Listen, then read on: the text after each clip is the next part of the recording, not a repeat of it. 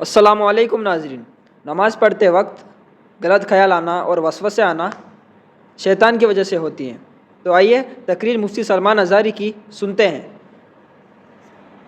ہم وہ نہیں کر سکے۔ میں یہاں چند بزرگوں کی بات بتا دوں، اللہ والے کیا دنیا میں انہوں نے کچھ حاصل نہیں کیا؟ مخدوم علی شاہ مینا رحمۃ اللہ تعالیٰ علیہ، محمد شاہ مینا رحمۃ اللہ علیہ، لکھنؤ کے بڑے بزرگ، ان کی سیرت میں نے پڑھا۔ جانتے ہیں عبادت بھی کیسے کرتے تھے؟ اللہ اکبر، رات کے وقت کھلی دیوار جو کمپاؤنڈ جیسے ہوتا ہے، دیوار کے اوپر کھڑے ہو جاتے تھے، عبادت کے لیے کھڑے ہوتے تھے، سبحان اللہ، ادھر بھی نیچے ادھر بھی نیچے، بیچ میں دیوار ہے، کھڑے کھڑے عبادت کرتے تھے رات تک۔ لوگ کہتے کہ حضور مسجد ہے، نیچے صحن ہے، آرام سے کریں۔ کہتے ہیں جب آرام ملتا ہے تو نیند آ جاتی ہے، آرام ملتا ہے تو نیند آ جاتی ہے۔ میں دیوار پر کھڑا ہوتا ہوں اور رات کو نیند آتی ہے تو کبھی کبھار دیوار سے گر جاتا ہوں۔ تو کہا گر جاتے ہیں پھر بھی کھڑے ہوتے ہیں؟ کہا ہاں، جو جسم غافل ہوگا اس کی سزا یہی ہے کہ وہ دیوار سے گرایا جائے، جو اپنے مولا سے غافل ہو اس کی سزا یہی ہے کہ اسے گرایا جائے۔ یہ اللہ والے تھے جو لمحے بھر کے لیے غافل ہوتے تو اپنی جسموں کو سزا دے دیتے۔ جی بے شک، حضرت سیدنا ابو بکر شبلی رحمۃ اللہ تعالیٰ علیہ، یہ ہمارے سلسلہ قادریہ کے بڑے بزرگ ہیں۔ بحر شبلی شیر حق دنیا کے کتوں سے بچا، ایک کارک عبد واحد بے ریا کے واسطے، ہم شجرہ میں پڑھتے ہیں ان کا نام۔ جی بے شک، حضرت ابو بکر شبلی رحمۃ اللہ علیہ بغداد شریف کے بزرگ ہیں۔ سیدنا امام اعظم ابو حنیفہ رضی اللہ تعالیٰ عنہ کے پڑوس میں دفن ہیں۔ آپ جب رات کو ذکر الہی کے لیے کھڑے ہوتے یا عبادت کے لیے کھڑے ہوتے، ایک مرتبہ ایسا ہوا کہ آپ کو جھپکی آئی، نیند آئی۔ یہاں تو لوگ رات تو چھوڑے جمعہ میں سوتے ہیں، بہت سارے لوگ تو جمعہ میں اپنی نیند کمپلیٹ کر کے آتے ہیں، پتہ ہی نہیں چلا کہ امام کب کھڑا ہوا، اقامت کب ہوئی، خطبہ تو پورا نیند میں چلا گیا۔ واللہ عالم سوتے ہیں یا پھر کشف کرتے ہیں، مراقبہ کرتے ہیں، چوتھی منزل پر پہنچتے ہوں گے۔ عزیزان گرامی، یہ وہ دل سوتا ہے جسے اپنے رب تعالیٰ کی طرف توجہ نہیں ہوتی۔ وہ آیا ہے رسم ادا کرنے کے لیے، وہ آیا ہے لوگوں کے دکھاوے کے لیے۔ دل کی توجہ اور دل کی حضوری ہو تو نیند کہاں کی؟ حضرت ابو بکر شبلی رحمۃ اللہ تعالیٰ علیہ رات کے وقت جھپکی آ گئی، تھوڑا سا اونگ آئی، کیا کیا جانتے آپ؟ وہ کھڑے ہوئے۔ پہلی مرتبہ رات میں ایسا ہوا کہ مجھے اونگ آ گئی، کیسا ہوا؟ اس کے بعد گئے، سرما لگانے کی سلائی لے کر نمک میں پھیرا اور نمک پورا آنکھوں میں لگا۔ آنکھوں میں نمک لگاتے، ذرا لگا کر کے دیکھو اپنی آنکھوں میں نمک کیا حالت ہو۔ سیدنا ابو بکر شبلی رحمۃ اللہ علیہ کی آنکھوں سے خون رستا تھا، خون رستا تھا، ٹپکتا تھا، اور اسی حالت میں وہ عبادت کرتے تھے۔ لوگوں نے پوچھا کیا یہ اس طرح سے کرنا صحیح ہے آپ کا؟ اپنی آنکھوں کو آپ نے نمک میں ڈال دیا۔ وہ ہنستے تھے، کہا یہ غافل آنکھوں کی تو بہت چھوٹی سزا ہے، بہت چھوٹی سزا ہے کہ میں نے نمک پھیر دیا۔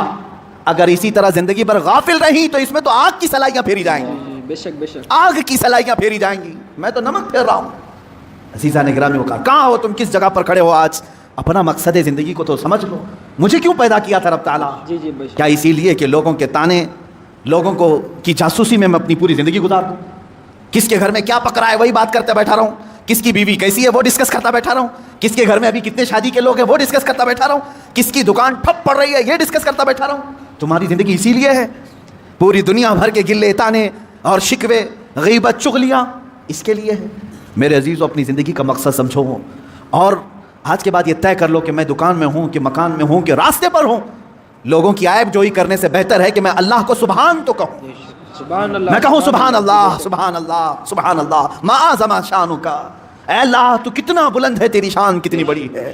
لیکن اس کی تعریف میں جتنے جملے نکلے وہ تمہاری نیکیوں کے پلے کو اتنا بھر دیتے ہیں کہ قیامت کے دن تم فخر کے ساتھ اٹھائے جاؤ۔ سبحان اللہ سبحان اللہ۔ اپنے ان اوقات کو فضولیات میں نہ برباد کرو، فضولیات میں نہیں۔ اب آخری بات میں یہ عرض کر دوں، سیدنا عمر فاروق رضی اللہ تعالیٰ عنہ کی ایک وصیت مجھے یاد آتی ہے، دنیا میں ہم جو کچھ بھی کر لیں یہ یہیں رہ جائے، جتنا بھی ہوں۔ آپ نے 2 وصیتیں کی تھی اپنے انتقال سے پہلے، کہا میری قبر چھوٹی بنانا، بس بہت زیادہ لمبی چوڑی نہیں، چھوٹی سی، اتنی کہ ایک کروٹ بھی نہ ہو، چھوٹی قبر بنا کر کے مجھے دفن کرنا۔ دوسری وصیت، مجھے سادہ سا کفن کپڑا دینا، عام لباس میں مجھے دفن کر دینا، کفن دینا۔ جبکہ حدیث پاک میں ہے، حضور صلی اللہ علیہ وسلم نے فرمایا کفنوا موتاکم باحسن اثوابکم، اپنی میتوں کو اچھے سے اچھا کفن دو، جتنا وہ عید بقرعید میں قیمت کا کپڑا پہنتے تھے اتنی قیمت کا کپڑا انہیں کفن میں دو۔ یہ مسئلہ ہے۔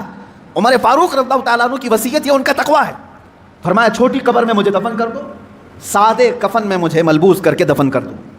پوچھا گیا لوگوں نے آپ سے کہ ایسا آپ کیوں فرما رہے ہیں؟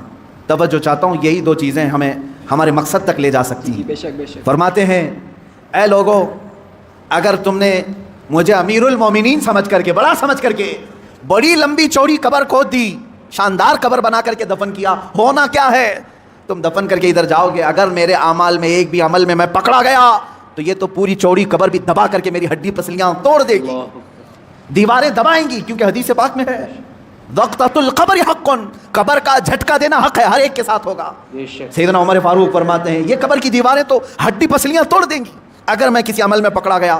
اور رہی بات چھوٹی قبر تم کھود کر کے مجھے دفنا رہے ہو، اگر مولا تبارک و تعالیٰ کے ہاں میں پاس ہو گیا، میرے اعمال نکل گئے، تو تمہارے کھودنے کا کیا، اللہ اتنی کشادہ کرے گا کہ جہاں تک نگاہ جائے، سبحان اللہ سبحان وہ اللہ۔ تو تم کھود بھی نہیں سکتے، بے شک۔ اتنی بڑی میری قبر بن جائے گی۔ اسی لیے میری قبر کا دار و مدار زندگی کے اعمال پر ہے، تمہارے بنانے پر نہیں، تم چاہے جیسی بھی بناؤ۔ اور دوسری بات کفن کی، چلو تم نے بہت مہنگا کفن مجھے پہنا دیا، حضرت عمر فرماتے ہیں اگر میں پکڑا گیا، میرا عمل کوئی اللہ کی بارگاہ میں گرفت میں آیا، تو تم نے چاہے جتنا بھی مہنگا کفن دیا ہو یہ سب کھینچ لیا جائے گا، سب سڑا دیا جائے گا، ختم کر دیا جائے گا۔ اور اگر تم نے ہلکا کفن بھی دے دیا مجھے، سستا کفن بھی دیا، لیکن مولا کو میرے اعمال پسند آ گئے تو وہ تو مجھے جنتی لباس پہنائے گا۔ سبحان اللہ سبحان اللہ۔ سارا دار و مدار میرے اعمال پر ہے۔